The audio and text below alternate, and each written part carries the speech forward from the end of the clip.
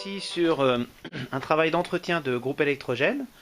Donc c'est un petit groupe électrogène essence 3,5 kg, plutôt 3 kg. Alors il a besoin d'être entretenu, d'être mis un petit peu en état parce qu'il a des petites variations de vitesse, des petites variations de tension. Et puis l'idée c'est de l'insonoriser et de lui faire des carters d'évacuation de chaleur pour le mettre à l'intérieur d'un compartiment fermé dans un bus. Alors, on va identifier 2-3 éléments. Donc d'abord, en bas du moteur, en général, si vous avez déjà un groupe électrogène, vous avez déjà vu le voir, là il y a l'endroit où on met l'huile. On vérifie toujours qu'on a un niveau d'huile. Donc nous ici, on va d'abord faire la vidange avec une des vis qu'il y a ici. Il y en a une là, puis il y a la même de l'autre côté. Donc il y a à peu près 0,3, 0,4 litres suivant les modèles. On va pas toucher au cache culbuteur, on va pas faire de réglage de soupape puisqu'il tourne très bien, il n'y a pas de raison. On avait ici un cache pour le filtre à air du carburateur qui est là. Donc on va le nettoyer un petit peu. Le filtre à air, on va l'enlever, on va lui passer un petit coup de soufflette. Si vraiment il est trop endommagé, on en commandera un autre. Il faudra regarder quel genre de référence il y a, parce que c'est un filtre un peu spécial. D'habitude c'est une mousse. Le nettoyer en entier, bien entendu. On voit un petit peu plus loin l'emplacement de la bougie. Donc là c'est l'antiparasite, il va falloir changer la bougie. Et il y a un problème de réglage de vitesse. Alors d'habitude il y a une vis de réglage, mais sur ce modèle, c'est d'ailleurs la première fois que je vois ça, il n'y a pas de vis de réglage. En dessous on voit la petite patte avec le ressort. Et c'est une patte tordue à gauche qu'il faut plus ou moins tordre vers la droite ou vers la gauche pour régler. Donc je vais faire ça. Elle n'était pas accessible, je me demandais pourquoi.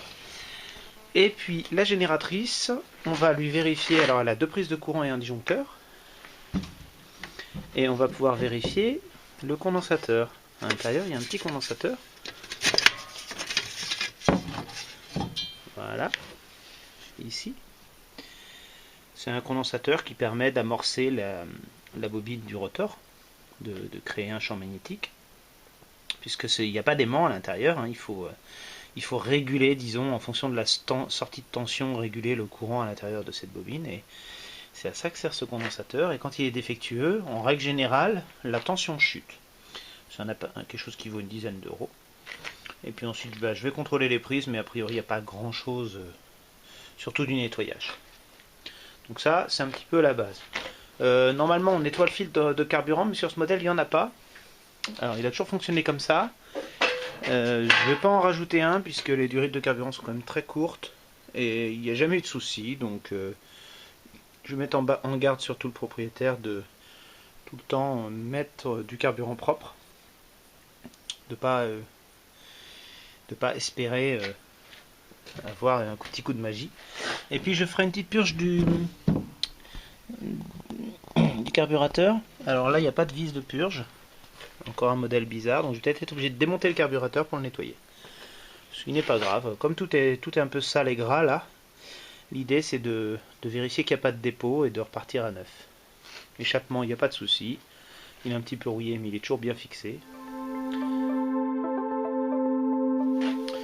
Alors le groupe électrogène a un peu changé, je l'ai caréné, alors je l'ai fait de manière un peu artisanale parce que le but c'était pas de faire des frais énormes pour le client et puis de faire de la récup. Alors on voit que j'ai isolé un petit peu, j'ai séparé un petit peu la partie démarrage et le filtre à air du reste du groupe pour qu'il puisse prendre de l'air frais à l'extérieur. Il va se trouver dans un compartiment où l'air frais arrivera par le bas, ce sera fermé et isolé.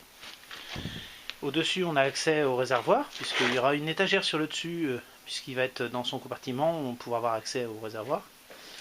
J'ai tôlé derrière, alors c'est légèrement arrondi pour évacuer l'air chaud, et tout est isolé à l'intérieur avec de la mousse exprès, la mousse de groupe électrogène. De ce côté-là, j'ai aussi mis une paroi pour bien séparer la partie génératrice, parce que par ici ça aspire de l'air, et ça la souffle à l'intérieur, donc la génératrice aspire bien de l'air frais, et toute la partie air chaud est ici. Alors on voit dans un premier temps que l'échappement je l'ai rallongé puisqu'il va y avoir une porte devant ce groupe électrogène. Il faut que l'échappement arrive bien à l'extérieur, il ne faut pas qu'il fasse de turbulence. bien qu'il guide la chaleur à l'extérieur. Et il y aura donc un trou pour l'échappement, plus une grille qui permettra à la chaleur de l'échappement de sortir, parce que l'échappement est à 300 degrés. Le moteur à l'intérieur, eh bien, il est un peu confiné, si on veut, mais c'est sa taille normale.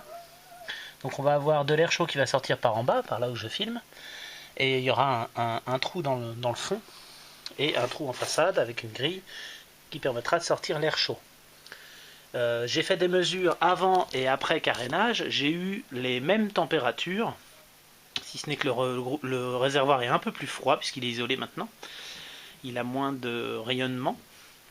L'échappement est un peu plus chaud puisqu'il a un toit. Alors on voit que il n'y a pas d'isolant au-dessus de l'échappement, je pourrais en mettre mais là j'en ai pas mis pour garder un courant d'air, je préférais laisser la tôle en tant que séparateur. Et l'isolant phonique et thermique est au fond là, le noir. Il a vraiment un but d'isolation phonique, hein, mais pour le thermique c'est bien parce que ça évite que la tôle soit bouillante et que ça rentre en contact avec des parties inflammables derrière, c'est-à-dire les cloisons. Parce que la partie en façade va être, disons, résistante à la chaleur et les autres parties seraient du bois, donc faut pas que ça brûle. Voilà, alors ce petit groupe il démarre comme avant, il a été bien entretenu, la bougie a été changée, la vidange a été faite, il manquait d'huile. Et il démarre mieux, le starter fonctionne mieux, et effectivement il cale si on ne veut pas utiliser le starter, comme tous les groupes, s'il n'a pas le temps de chauffer. Et il avait, donc comme je vous disais, un réglage de vitesse mécanique non réglable, mais très très sensible. Alors il s'avère que ce groupe, je l'ai réglé un petit peu, et à vide il va être dans les 220 volts, 210 volts, et en charge il va réagir. Il va se stabiliser à 230. C'est-à-dire que sur ces petits modèles-là, c'est pas un problème de réglage, c'est un problème de régulation centrifuge qui est à l'intérieur du groupe, qui est à peine assez précise. Voilà, donc ça a tendance à osciller un petit peu de temps en temps. Après, peut-être qu'elle est défectueuse, mais je l'ai vu sur tous ces groupes-là de cette taille-là, j'ai vu la même chose. Donc ça porte à croire que ça vient de la conception.